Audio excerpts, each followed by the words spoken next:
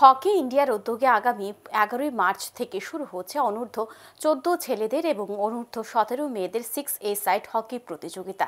কালিম্পংয়ে হবে এই টুর্নামেন্ট। তৃণমূল স্তরে হকিকে প্রাধান্য দিতে এই উদ্যোগ নিল হকি ইন্ডিয়ার প্রতিনিধিরা।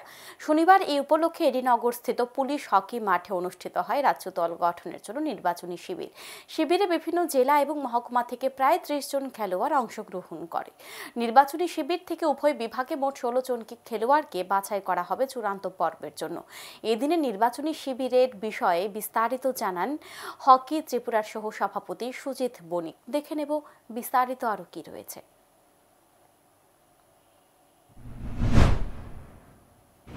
হকি ইন্ডিয়ার গ্রাসরুট একটা ইউনিট আছে, সেই গ্রাসরুট থেকে আমাদের এই হকিকে ডেভেলপ করার জন্য বিশেষ করে বাচ্চাদের আন্ডার 14 এবং আন্ডার 15 এবং 17 মেয়েদের এই হকিটাকে ডেভেলপ করার জন্য আমরা আজকের এই সিলেকশন মিট।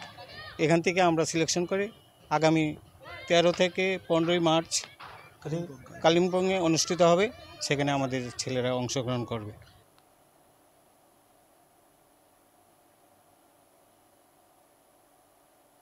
এখন সময় বিরতির সঙ্গে থাকুন।